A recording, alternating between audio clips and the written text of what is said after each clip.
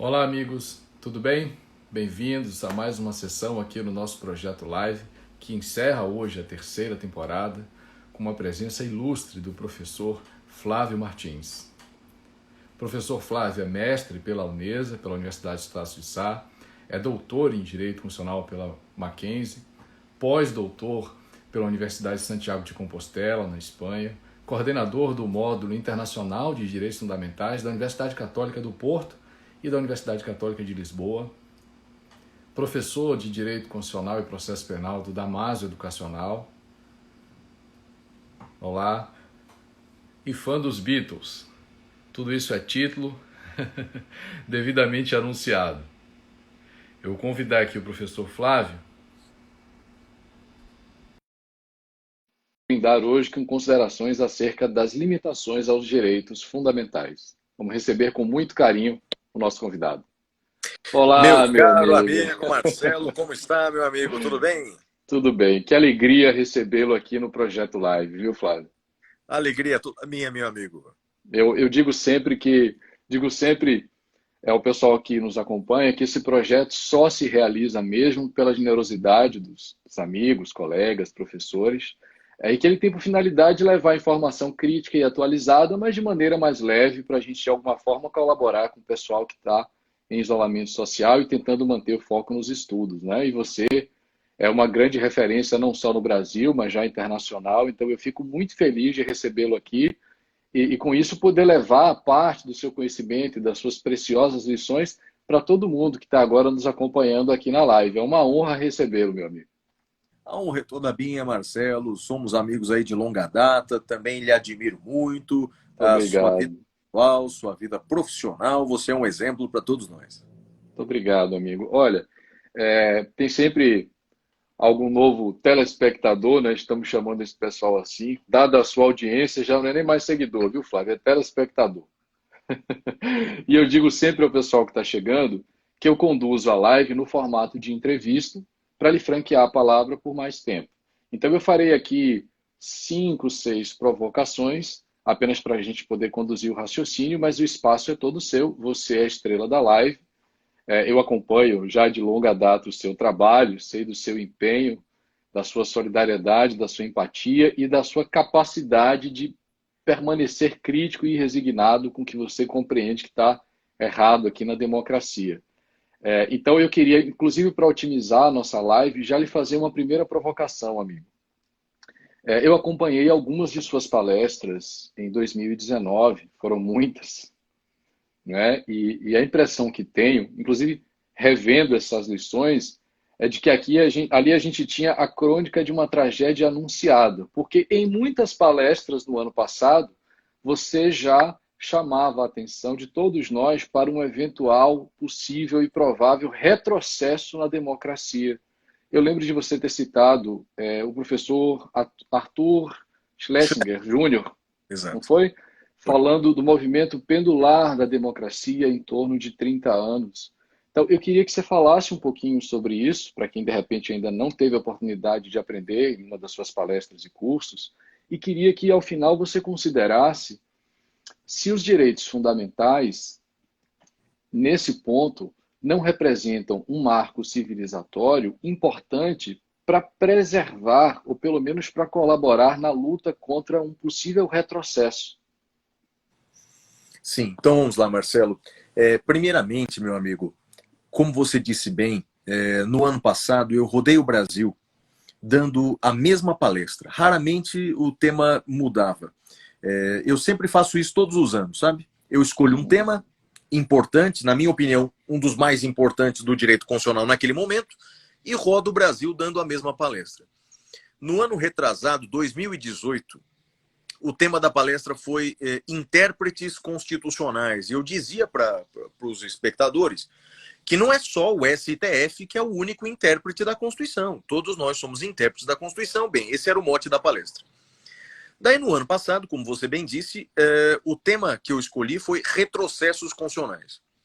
E com base nessa obra do americano, cientista político americano Arthur Schlesinger Jr., eu mostrei para as pessoas que a democracia ela se desenvolve através de ciclos pendulares.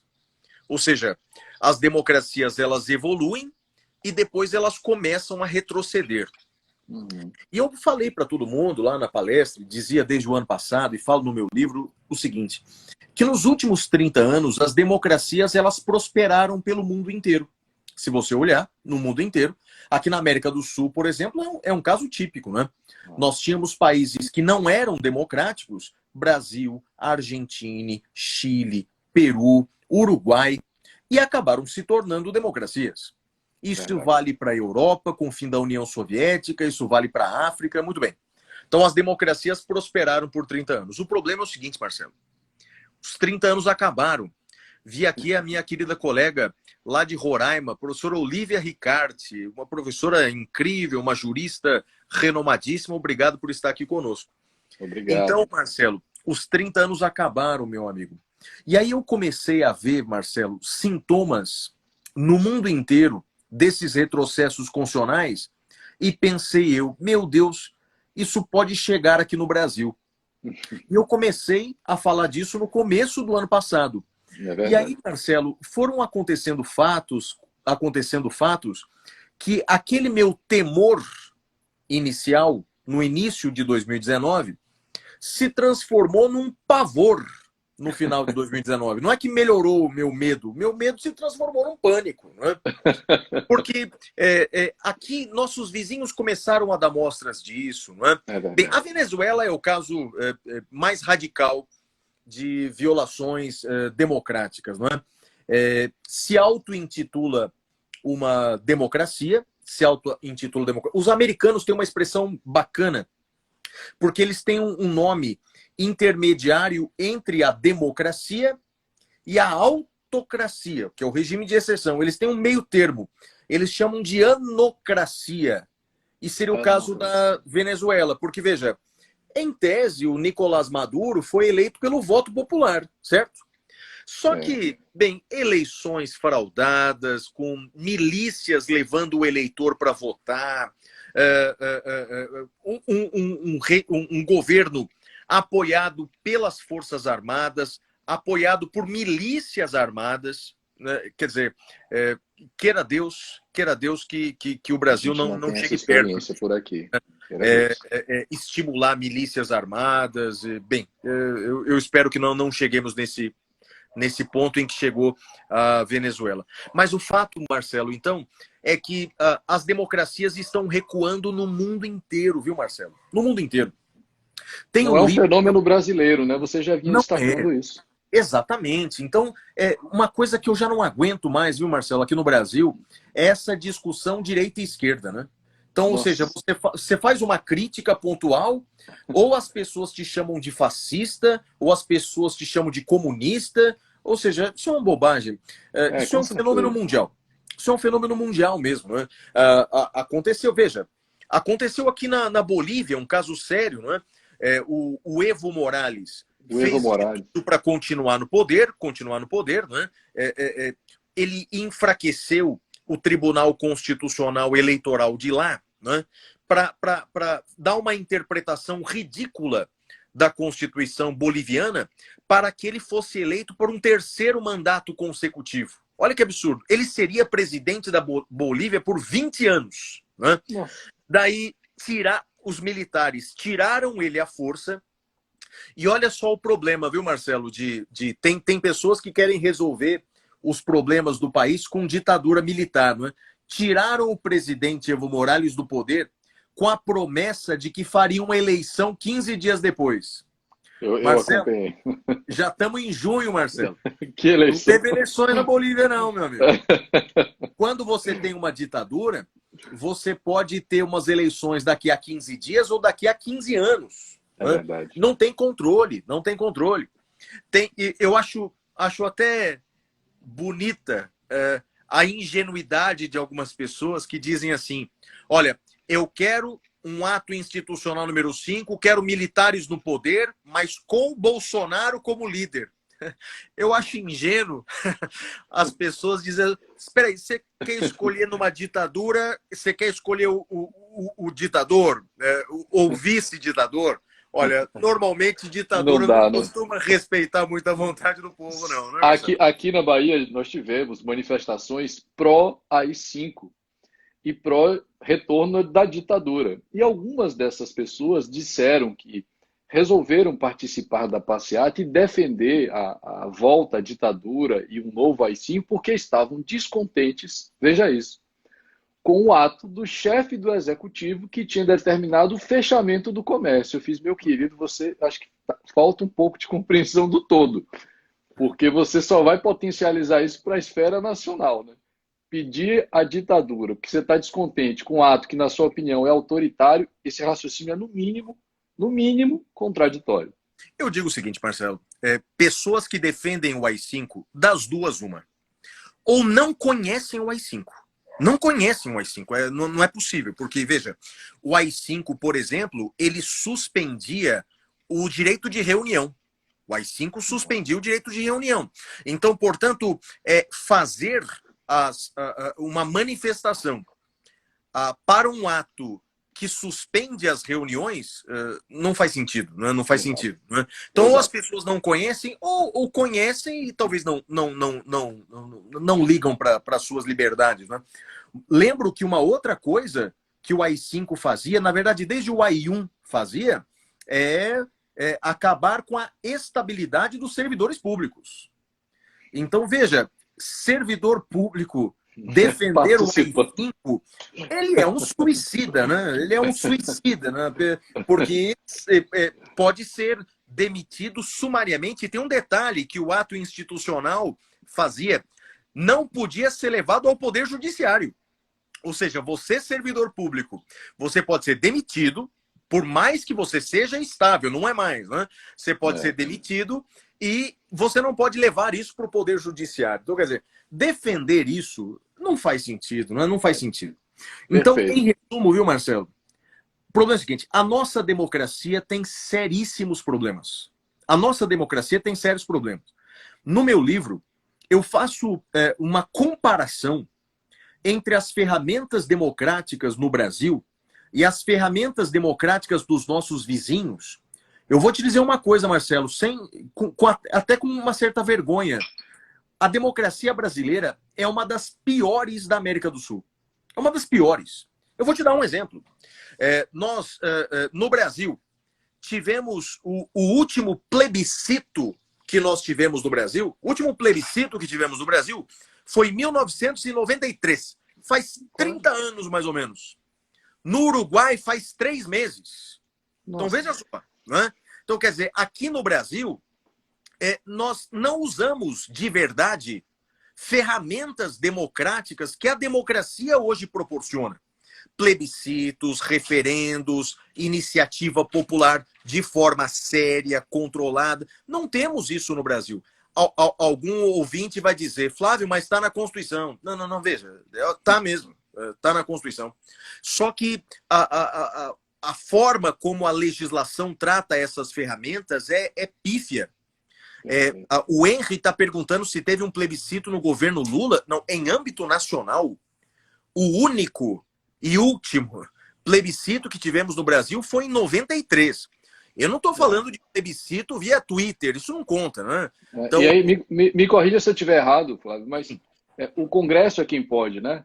Convocar um plebiscito, um referendo, que é outro ponto que a gente devia rever. esse é um problema. Aqui a Kátia está dizendo que no governo Lula foi referendo, sim. Houve um referendo em 2005, um referendo da arma de fogo, sem dúvida. Então, O último que nós tivemos data de 15 anos. Isso, é o referendo de 2005 do Estatuto do Desarmamento. O plebiscito, o único que teve, foi em 93, sobre República e Monarquia. Você tocou num assunto aí. Primeiro, problema nosso aqui. Só o Congresso Nacional pode convocar plebiscito e referendo. É isso. No Brasil é assim. Né? E em outros países não é. Em outros países o presidente pode convocar, o povo pode convocar. Outro problema, Marcelo. A iniciativa popular no Brasil. O povo faz um abaixo-assinado. O nosso amigo professor Calçado, lá de Aracaju, está aqui conosco. Um abraço para ele também. Bem-vindo, professor. Então, veja, a iniciativa popular no Brasil é risível. Risível. Aqui, ó, o Léo está fazendo uma pergunta sobre a Venezuela que a gente já trata. Então, olha, você faz aqui no Brasil um projeto de lei de iniciativa popular, ele tem o mesmo tratamento legislativo de um deputado federal. Então, isso é um equívoco que a gente tem que rever, né? Um absurdo. Então, claro, essas mudanças que precisa da mudança legislativa, né? Então, aí precisa mudar. No caso do plebiscito e referendo, precisa mudar a Constituição. No caso da iniciativa popular, nem precisa mudar a Constituição. Precisa mudar a lei. Basta mudar a lei. A lei de iniciativa popular, por exemplo, opinião minha, o projeto de lei de iniciativa popular tem que ter preferência para ser votado no Congresso Nacional. O Congresso tem que ter prazo para votar esse projeto de lei. E a rejeição precisa quórum qualificado. Veja, é simples. Dessa maneira, com uma mudança dessa maneira, e basta uma lei ordinária, Marcelo, para fazer essa mudança, o povo já começa a ter mais poderes. Agora, sabe qual é o problema? Um dos problemas do Brasil, ô Marcelo? O povo brasileiro, infelizmente, grande parte dele, ou metade dele, mal sabe ler. Mal sabe ler, Marcelo. Então, isso que eu acabei de falar agora, a iniciativa popular e para o Congresso Nacional, 70% do povo brasileiro não tem a menor ideia do que é isso. Não tem a menor ideia. E olha, então, que você não está considerando aí o analfabetismo funcional. Porque se exatamente. Você pegar... Nossa, eu vi pesquisa recente informando que 38% dos universitários são analfabetos funcionais. Para você não achar que é algo que está longe de você, né? É isso, é isso. E uma coisa que eu prego, hein, Marcelo, e é o tema do meu próximo, tema central do meu próximo livro. Eu escrevi esse livro o ano passado, mas só agora ele vai ser publicado esse ano, sabe Deus quando, tá pronto, né? Mas o mercado está parado. Ele chama Direitos Sociais em Tempo de Crise. Direitos Sociais em Tempo de Crise. E o que eu afirmo é o seguinte, a educação pública de qualidade é o mínimo dos mínimos existenciais. Marcelo, a gente só vai sair desse abismo no qual nós estamos entrando se nós dermos para o nosso povo, se nós dermos para as nossas crianças, para os nossos adolescentes, uma educação pública integral de qualidade. Pública integral de qualidade. Não é? Se não dermos isso, não é? Nós não vamos sair desse abismo no qual nós estamos entrando. É através da educação. Porque, veja... Eu concordo contigo. A educação é uma condição de possibilidade, Flávio. É por aí. Concordo plenamente contigo. As pessoas falam muito em meritocracia. Não, é meritocracia. Veja, mas até os liberais americanos, por exemplo, aquele filósofo americano John Rawls, né? Ele diz que ele entende que as pessoas são diferentes. As pessoas têm capacidade diferente. Existem os gênios e existem as pessoas limítrofes, ok? Só que você precisa dar para as pessoas um mínimo, Marcelo, para que as pessoas possam se desenvolver de forma diferente. Numa sociedade, você sempre vai ter o CEO das empresas e você vai ter os lixeiros, né? Sempre vai ter, né? Só que você tem que dar para as pessoas um mínimo de capacidade para as pessoas escolherem, né? E no Brasil, as pessoas não têm essa oportunidade. Né? Você tem aí metade da população brasileira como analfabeta funcional, Marcelo. Você tem metade da população brasileira que se informa pelo WhatsApp, que nunca leu um livro na vida. Marcelo, isso não é viver. Isso é meramente sobreviver. É como os animais, que comem, que se divertem, que correm atrás da bola. Viver é muito mais do que isso. Né? E você perde a capacidade de reflexão, se torna escravo dos seus instintos, sem nenhuma dúvida, amigo. Exatamente, né? Então a educação é a saída, né? Tem uma frase do falecido político Leonel Brizola, quando ele foi criticado num debate pelo Fernando Henrique, porque ele tinha um modelo de escola integral, né? E aí o Fernando Henrique disse assim para ele, mas ô Brizola, isso é muito caro. Ele falou assim, cara é ignorância. Ignorância. Cara é ignorância, né? Essa você leva a vida inteira. Exatamente. Então, olha, a gente tem que fazer isso, Marcelo. E vou te falar uma coisa, não é?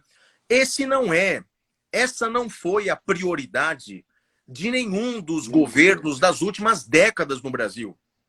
Esquece esse negócio de direita e de esquerda, esquece. Já fomos governados por direita, já fomos governados por esquerda. A educação pública integral de qualidade não foi a prioridade dos nossos governos. Não é? Se você pegar, por exemplo, o governo passado, o governo Lula/Dilma, não é? Eles claramente se dedicaram mais ao ensino superior no Brasil. Você percebeu? Não é? O ensino superior no Brasil cresceu de forma exponencial. Tanto é verdade que, de forma inédita, trouxe para o Brasil grandes grupos internacionais. Você percebeu isso? Grandes grupos internacionais começaram a se espalhar por todo o Brasil. Porque o governo brasileiro inventou um negócio, né? Começou a financiar com dinheiro público as cadeiras das universidades privadas. Ou seja, o governo não ampliou o ensino público superior. Ensino público não. Poucas universidades novas públicas, não é? Mas o governo, portanto, ele custeou, com bolsas e ProUni, esses programas todos, não é? Custeou as cadeiras das universidades privadas. Ok, pensando num curto prazo, isso é bom. Mas veja, Marcelo, se você não cuida da base, se você não cuida do ensino fundamental, se você não faz uma revolução no ensino fundamental, chega naquela pesquisa que você falou, de 30% dos universitários serem semi-analfabetos. O Brasil não vai se tornar um país sério, né, tendo uma massa de analfabetos que se informam por WhatsApp, Marcelo. A gente tem que colocar o dedo na ferida. É através da educação que a gente vai transformar esse país. Amigo, a gente passou aqui por pontos super importantes. Aliás, você vem tratando disso ao longo dos últimos meses. A gente já falou aqui, para quem está chegando agora na live, né? A gente já falou aqui sobre o movimento pendular, de um possível retrocesso dos regimes democráticos. Falamos sobre já o constitucionalismo abusivo, com propostas de alteração constitucional. E aí, você citou muito bem o caso do Evo Morales, né? Para ficar presidindo por quase 20 anos, e foi depois pelas Forças Armadas, e veja em que situação a população se encontra. A gente ainda não tem eleição. Passamos também aqui pelo que você convencionou chamar de perda dos valores democráticos também, né? Talvez a perda do interesse do indivíduo comum em participar da vida pública, em participar do regime democrático. E você mencionou aqui o plebiscito, o referendo, a iniciativa popular. Queria também que você falasse da emenda constitucional, que é outro ponto que você costuma abordar, que eu acho super importante. Por que essa limitação, Flávio? Marcelo, vou te fazer uma pergunta. Você sabe a resposta, talvez os nossos ouvintes. Sabe qual o único país da América do Sul, único, em que o povo não pode fazer proposta de emenda constitucional? O único.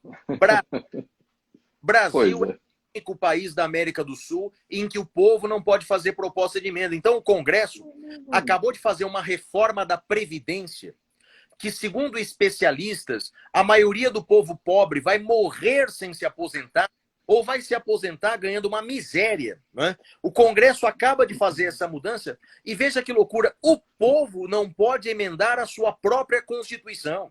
Exato. Então, a frase, todo o poder emana do povo, ela é usada de forma apenas conveniente. Né? Quando o episódio me desagrada, é ditadura. Quando o episódio me agrada, é uma interpretação correta da Constituição.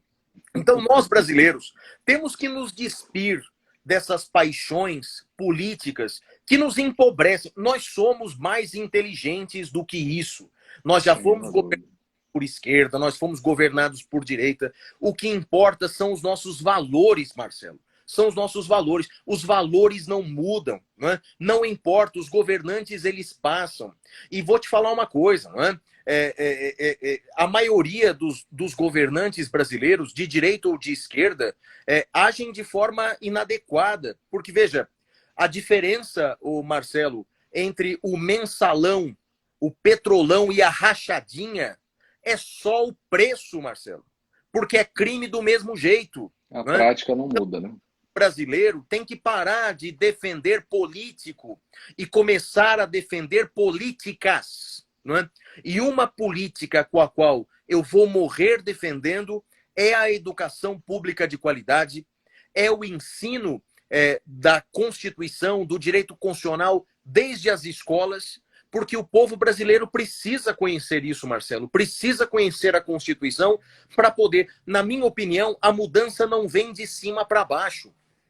Um dos problemas que acontece aqui na América do Sul é que os governantes da América do Sul não querem deixar o poder. Evo Morales, lá na Bolívia, é o Maduro. Chávez e o Maduro na Venezuela, né? E aqui no Brasil não é aqui no Brasil não é diferente. Você já percebeu, né? Até quando tínhamos um momento de estabilidade lá no governo Fernando Henrique, acabou mudando a Constituição para aprovar a reeleição. Se não fosse o escândalo do mensalão, o governo Lula tinha pronto uma proposta para ampliar o seu mandato. O Bolsonaro, que era contra a reeleição, no primeiro dia que esteve no poder, já disse que era candidato em 2022. Veja, e agora se aproxima do Centrão, né? Isso, e eu estou falando o seguinte, eu dei exemplo de Fernando Henrique, Lula e Bolsonaro. Desculpa a sinceridade, Marcelo, e aqui no Instagram a gente pode ser mais sincero do que na maioria das vezes. Devemos. São mais parecidos do que diferentes. Com toda certeza. Diferentes, não é? Então, por exemplo, você acabou de falar aí da aproximação com o Centrão, né? Bem, isso fez o Fernando Henrique governou dessa maneira, o Lula governou assim, a Dilma governou assim, e agora o Bolsonaro está governando assim. Então, vamos parar com essa bobagem de mas ele é de direita, ele é sensacional, ele é de esquerda, ele é um criminoso, ou vice-versa, né? Na verdade, a gente tem que ter os nossos valores em mente e pensar na forma como o direito pode transformar isso. Nesse caso do Centrão, olha, depois de 20 anos defendendo o contrário, eu passei a defender a mudança do presidencialismo, viu, Marcelo? Eu creio que esse presidencialismo que nós temos hoje não terá um bom resultado, não. Porque, já que falamos... Desculpa interromper, pode seguir, amigo. Veja, estão dizendo que o som não está bom aqui? Será que você está me ouvindo bem, Marcelo? Eu lhe ouço muito bem. Tá bom. Então, olha só. Talvez, vou pedir desculpas ao pessoal, eu vou desativar os comentários por 2 ou 3 minutos. Talvez assim a gente ganhe mais estabilidade na conexão e o som seja melhor para todo mundo. Vamos fazer esse teste aí. Perfeito. Então, veja, Marcelo, a solução a longo prazo para a nossa democracia, a solução a longo prazo, eu só vejo uma só. Educação. Educação, educação, educação. Educação pública de qualidade. Veja, o povo brasileiro critica tanto o Congresso Nacional, né? Nós criticamos tanto o Congresso Nacional. Olha, lá tem bandido, lá tem palhaço, o Tiririca, por exemplo, lá tem ator pornô, né? Lá tem réu condenado, mas sabe uma característica semelhante entre todos eles, Marcelo? Todos foram eleitos pelo voto popular. Todos foram eleitos. O ator pornô chegou lá pelo voto popular. O príncipe, até aqui em São Paulo elegemos o príncipe, Orleans e Bragança. O príncipe chegou lá, não foi pela sucessão hereditária do Dom Pedro I. Ele chegou pelo voto popular. Né? O Tiririca foi eleito para o 3º mandato consecutivo pelo voto popular. Tiririca, ele, coitado, não tem capacidade com o slogan de que pior do que tá, não fica, eu lembro. Mas fica. Ele e outros tantos. Saudade desse tempo, né? Pior pode ficar sempre. Com certeza. O Tiririca, coitado, ele fez 3 projetos de lei, nenhum foi aprovado, né? E você sabia que o Tiririca, nesses 12 anos como deputado, só fez um pronunciamento lá? Foi um pronunciamento em que ele disse que estava decepcionado com a política e não seria mais candidato. Mentira! Ele se candidatou. Então, quer dizer, o único pronunciamento que ele fez era uma mentira. Marcelo, ou seja, nós povo brasileiro, nós temos culpa no cartório. Né? Todos os políticos que lá estão, os deputados, os senadores, foram eleitos pelo voto popular. Foram eleitos pelo povo. Então, a mudança a longo prazo, Marcelo, é a educação. Um povo educado sabe a consequência do seu voto. Sabe que o voto não é brincadeira. Né? Um povo educado vai saber participar mais da democracia. Por exemplo, nós temos ação popular. Se o seu prefeito, se o seu governador, se o seu presidente faz algum ato imoral, irrazoável, ilegal, nós podemos ajuizar ação popular. Mas o povo brasileiro nem sabe o que é isso. A maioria dos estudantes de direito não sabe. Quanto mais Já o me povo, fiz, Marcelo. já me fizeram essa pergunta, eles, poxa, por que que a ação popular ela é tão pouco utilizada? Eu fiz primeiro porque poucas pessoas conhecem essa via. Depois, aí a impressão que tenho, veja que a ação popular chega a ser uma ação muito nobre, porque você pode individualmente, cidadão, considerando assim o que está em dia com suas obrigações eleitorais, promover uma demanda, mas em prol do interesse público e não dele. E a maioria das demandas que nós temos que tramitam pelo Poder Judiciário, o indivíduo está pedindo algo para si e não lutando por direitos da coletividade. Então a gente também tem essa diferença na ação popular. Amigo, eu vou lhe fazer uma provocação, porque sei que no seu curso de Direito Constitucional, inclusive, você propõe uma interpretação, na minha opinião, mais adequada do princípio da eficiência que está previsto lá no artigo 37, no que toca à nomeação dos ministros, que, na sua visão, me parece que reclamam algum conhecimento técnico para melhor desempenhar a função. E aí, antes que queiram politizar o debate, porque eu concordo contigo, eu acho que a vida não cabe nesse raciocínio binário de direita, esquerda, bom ou mal, claro, escuro, não é por aí. Mas você tem um questionamento muito interessante sobre isso, né? Talvez pelo princípio da eficiência. E veja que aí, como você também já chamou nossa atenção no outro momento, não se trata de partido A ou partido B de direita e esquerda, porque a gente já teve, por exemplo, o pastor sendo ministro dos esportes. Então não é o problema do governante, talvez da mentalidade. E aí eu queria muito lhe ouvir falar um pouquinho sobre isso, né? Perfeito, Marcelo. O que eu faço é o seguinte, o que na minha palestra, principalmente em 2018, eu falava disso e dava esse exemplo, inclusive, antes dessa polêmica toda, antes dessa celeuma toda. Exatamente. Não é por conta de nenhum Não, Ministério da Educação. Você falava disso não. há muito tempo. Isso, é verdade. E eu dizia o seguinte, que infelizmente no Brasil, a maioria das nomeações para secretarias ou até para ministérios eram nomeações que se davam de forma irrazoável, se davam de forma exclusivamente política. Dava esse exemplo, inclusive, que você falou. A ex-presidente Dilma, que nomeou como ministro dos esportes um pastor. Veja, nada contra o fato de ser pastor. Ele podia ser padre, rabino, pai de santo. É que, na verdade, O problema como não é esse. o Ministério dos Esportes era prometido para o Partido Cristão, e como no Partido Cristão só tinha pastor, ela nomeou um pastor como ministro do esportes. E eu nunca vou me esquecer, Marcelo, da cerimônia de posse do ministro. O ministro, ele chegou, agradeceu os presentes e disse assim, olha, mas eu queria deixar claro que eu não sei nada de esporte. Eu não entendo nada de esporte, mas vou me dedicar ao máximo, vou fazer o melhor. Veja, Marcelo. A gente não tem esse tempo. Não, Né? veja, isso é até engraçado se não fosse uma tragédia. Né? Isso é uma tragédia. Né? E isso acontece até com... Marcelo, você percebeu que nós estamos em plena pandemia sem ministro da saúde, Marcelo? Exatamente. Isso não é surreal, Marcelo? Por isso a provocação sobre a nomeação dos ministérios. Eu não Você posso perder colocar essa um oportunidade. general como... Veja, se o general fosse médico, ou se o Menos general mal, muito fosse bem. enfermeiro, Marcelo, já dava. Eu até Da área até da saúde, concordo. pelo menos, né? Oi? Com alguma expertise na área da saúde, Sei né? É lá, o se ele mínimo. tivesse feito um curso de quiropraxia, tava bem, Marcelo. Um curso de acupuntura já tava bem, mas o homem é general da área de logística, Marcelo. Isso é uma Pelo amor piada de de Deus. muito mau gosto, Marcelo. Muito mau Sem gosto. nenhuma dúvida. Sem nenhuma Por dúvida. E o que... exemplo, você viu que ontem a OMS ela mandou suspender todas as pesquisas envolvendo cloroquina, não é? Isso. Porque aquela revista científica Lancet fez uma pesquisa com milhares de pessoas e chegou à conclusão que a cloroquina faz mais mal do que bem no caso da Covid-19. Não é?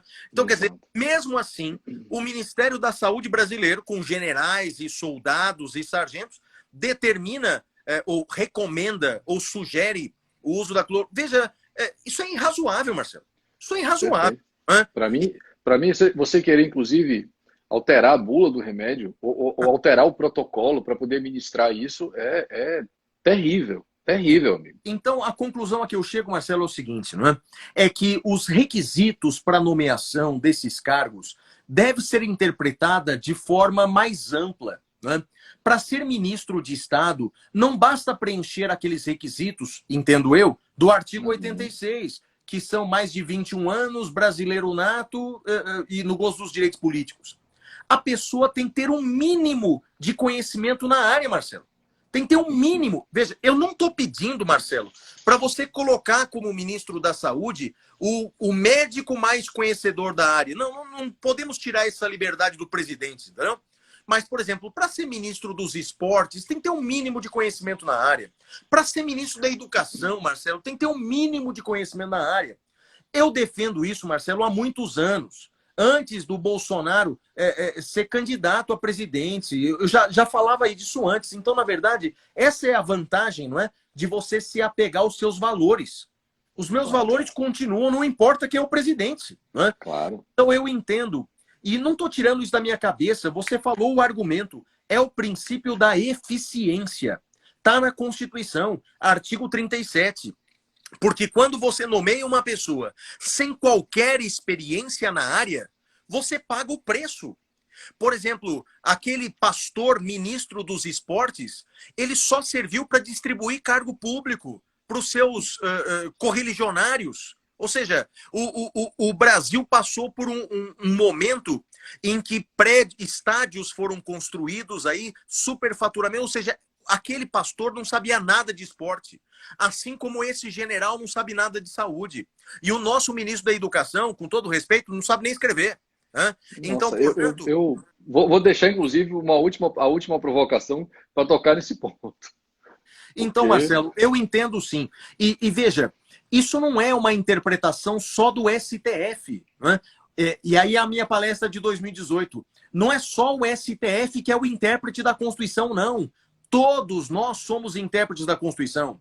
Se todo jurista desse país, se todo constitucionalista desse país interpretar a Constituição dessa maneira, não vai ser o posicionamento de um ministro, de 2 ministros ou de 3 advogados, mas vai ser o grito do povo interpretando a Constituição à sua maneira, Marcelo. Eu acredito nisso. Perfeito, eu concordo contigo. Acho que assim a gente acaba forjando, inclusive, tradições democráticas, com maior representatividade e sempre em prol dos direitos fundamentais. Eu concordo contigo. Bom, já que você falou da nomeação ministerial, e aí a gente tocou, né, no nome do ministro do ministro da Educação, que é das Forças Armadas, isso me coloca também uma preocupação. Eu vejo uma gradativa militarização da política, sobretudo neste governo. E vejo também as Forças Armadas atuando na vida pública, na área civil, sem que isso seja evocado por uma questão de segurança nacional ou por um dos seus deveres institucionais. Queria ver como é que se você percebe isso e se percebe com alguma preocupação.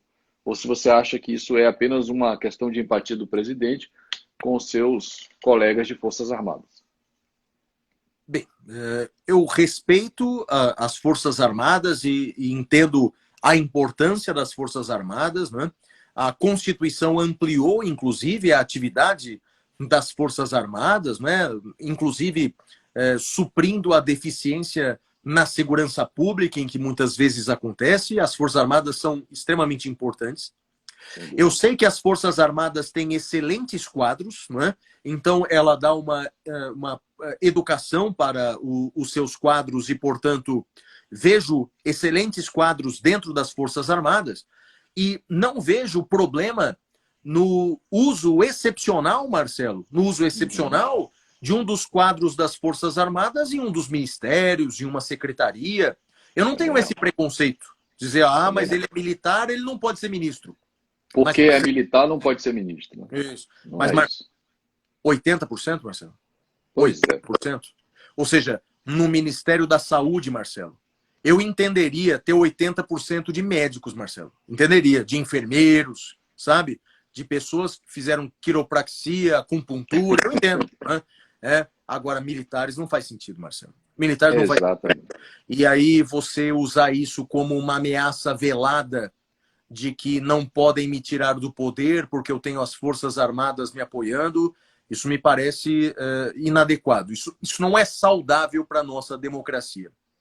Eu só espero, viu, Marcelo, de verdade, que em 2022 nós tenhamos uma eleição, que o resultado seja respeitado, que a vontade do povo seja respeitada, que depois de 4 anos tenhamos outra eleição, porque o meu medo, Marcelo, de verdade, é esse calendário sequer ser respeitado. Não é? Eu tenho medo que essa sanha que é comum na América do Sul, não é?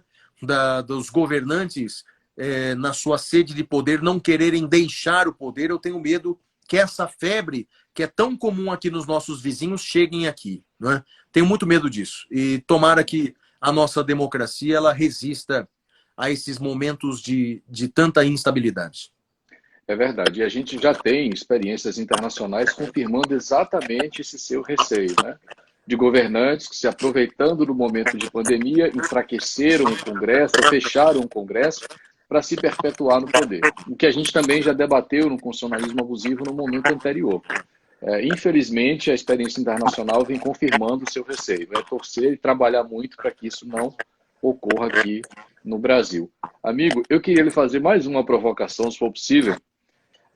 Eu tenho aqui projetado no computador a capa da 4ª edição do seu curso de Direito Constitucional. E, para quem ainda não adquiriu, você ampliou, revisou e atualizou, né, essa edição. Você tem, me parece, um capítulo próprio para tratar da ordem social. E aí você fala lá, não só da Previdência, mas você fala, por exemplo, dos direitos indígenas. Fala da atualização jurisprudencial, do crime de homofobia. Como é que você percebe as declarações do ministro da Educação de que nós só temos um povo, que é o povo brasileiro, e que ele odeia a expressão povos indígenas? Marcelo, se ele me dissesse isso num bar, eu não estaria preocupado, mas ele é o ministro da Educação. Você está me provocando, hein, Marcelo? Você está me provocando. Você está puxando a minha língua, hein, Marcelo? Você está puxando a minha língua. Mas sabe por quê, amigo? É porque, e aí fica, por uma segunda vez aqui a minha homenagem, você é um dos docentes que mais e melhor critica esse sistema atual, as fraquezas da democracia, né, que passa também pela fraqueza que cada um de nós tem. Você é um dos professores mais críticos, no sentido da boa crítica, construtiva, sabe? Que eu conheço. E sei que tudo isso tem um custo, né? Um custo, inclusive, pessoal. Você não tem medo de se arriscar para fazer a crítica, sendo ela construtiva, porque tem medo de desagradar qualquer que seja o setor, né? E isso... Passei dessa fase, Marcelo. Exatamente. E isso tem se tornado, infelizmente, isso tem se tornado cada vez mais raro.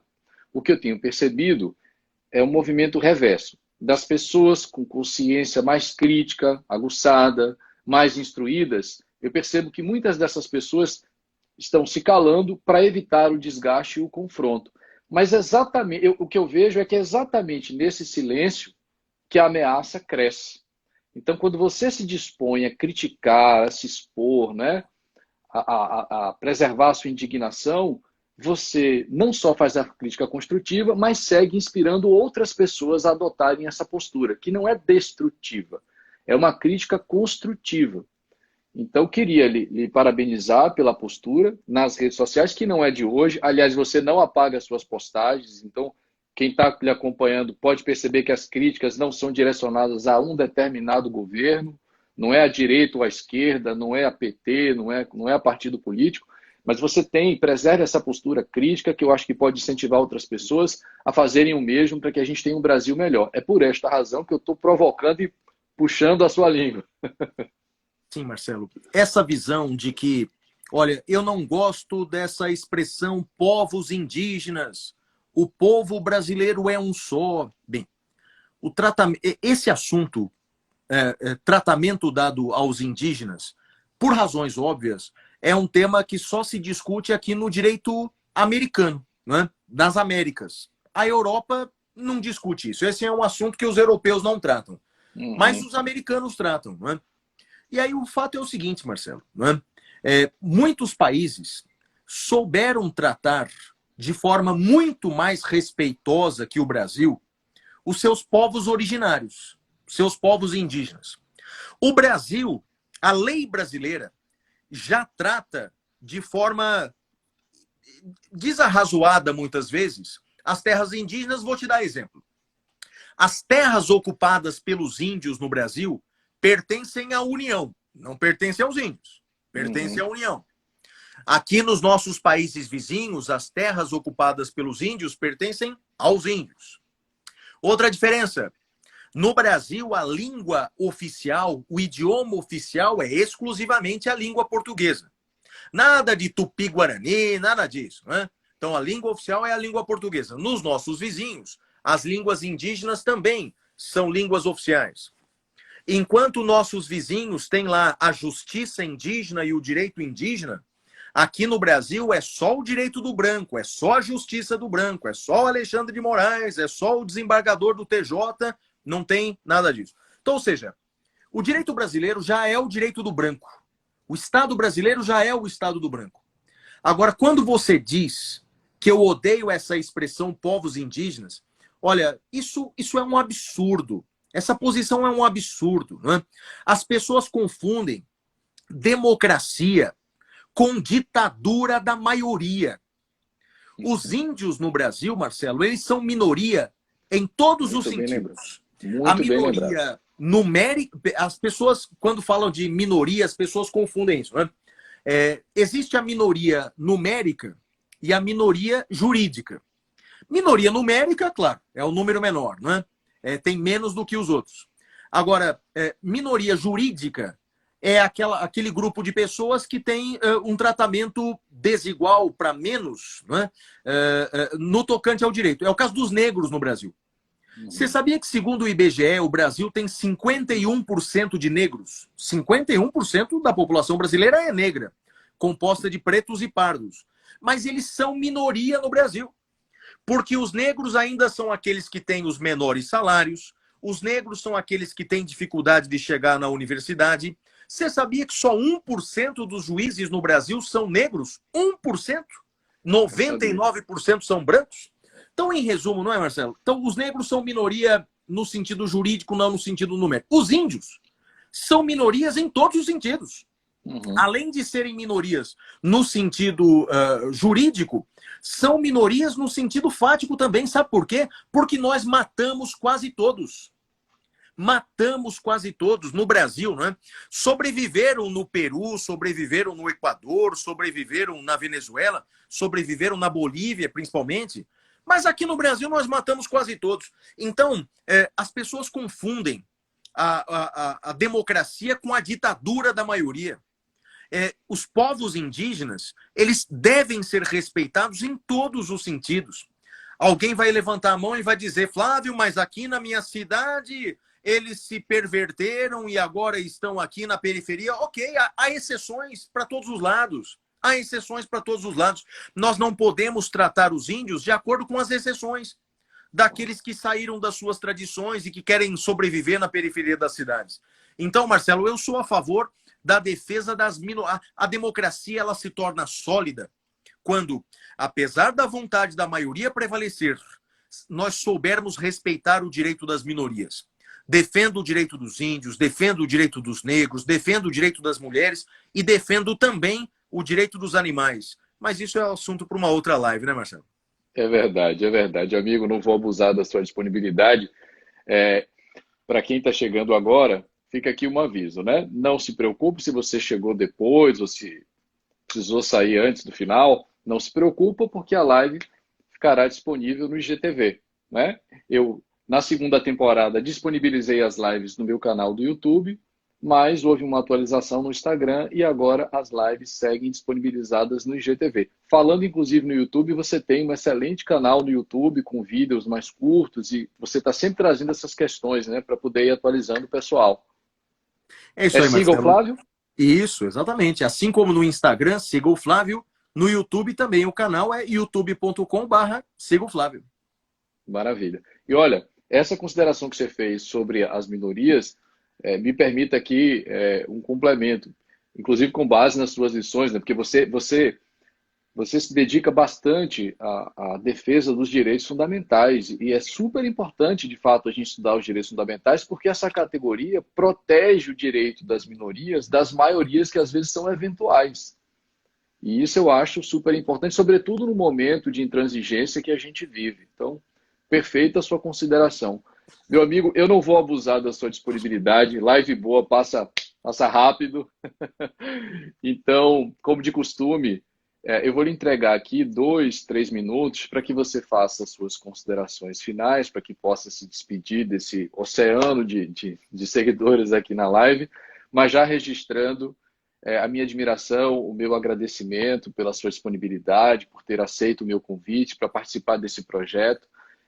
Eu tenho certeza de que todos nós hoje vamos seguir mais bem informados sobre o direito constitucional, sobre direitos fundamentais, e eu também tenho certeza que vamos seguir mais inspirados a fazer um mundo melhor. Você tem essa capacidade, não só de informar, mas de inspirar as pessoas.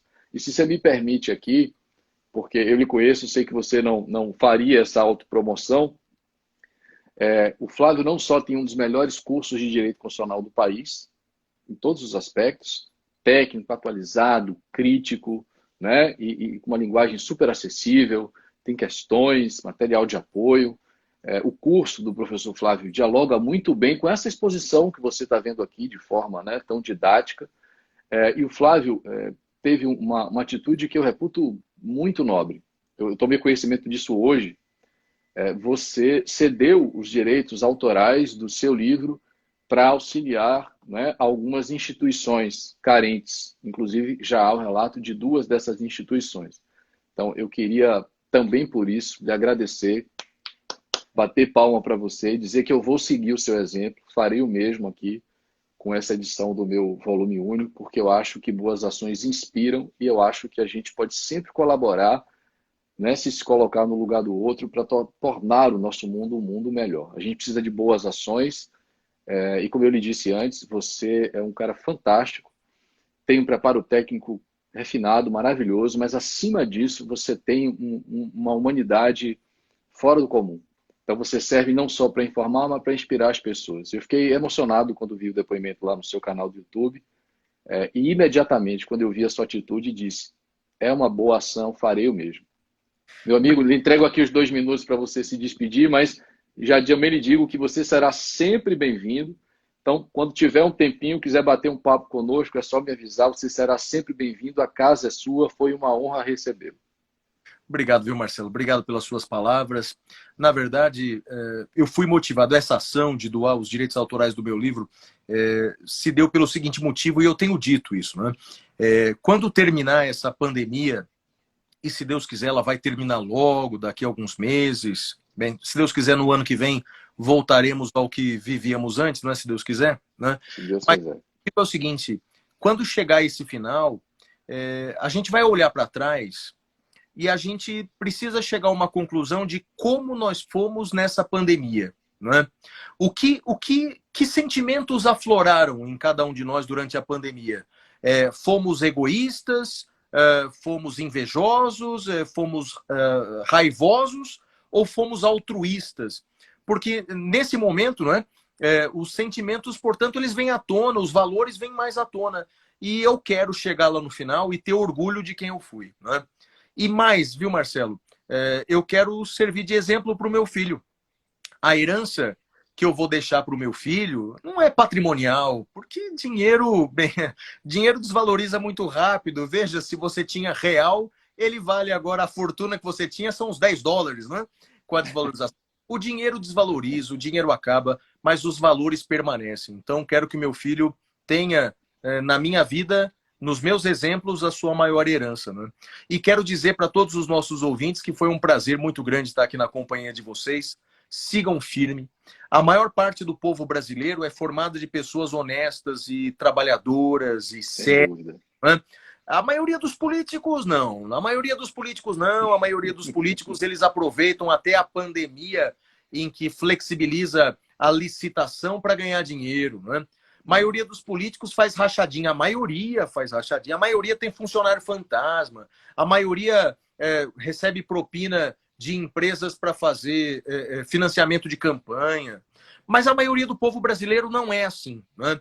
Então, portanto, a gente não deve idolatrar político, idolatrar pessoas, né? A gente tem que ter valores firmes e seguir sempre defendendo esses valores, Marcelo. Muito obrigado, viu, amigo? Vou seguir mais leve, mas bem informado e com o sentimento de que a gente pode sim fazer um Brasil melhor, sobretudo quando tivermos que retomar, né, a rotina. Eu acho que a gente pode sair desse isolamento, dessa experiência, uma pessoa melhor. E eu acho que você, a sua crítica, a sua lição, a sua empatia favorece tudo isso, viu? Foi uma honra recebê-lo. Manda um abraço aí para todo mundo, para a família, para a Beth, para todo mundo. Saudade de vocês. Espero que a gente possa se rever em breve, aí em São Paulo, aqui na Bahia, ou em algum canto aí do Brasil por onde a gente anda palestrando para levar informação para as pessoas. Sem Um dúvida, Marcelo. abraço grande, meu irmão, viu? Um Conte abraço, sempre comigo. um abração.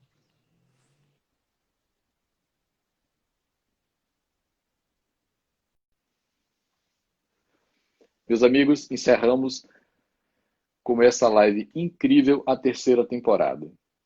Espero que vocês tenham aproveitado cada minuto dessa transmissão para aprender com o professor Flávio Martins. Lembrando que a live seguirá disponível no IGTV. Por hoje é só. É isso. Fiquem bem, fiquem em casa, fiquem com Deus. A gente se vê.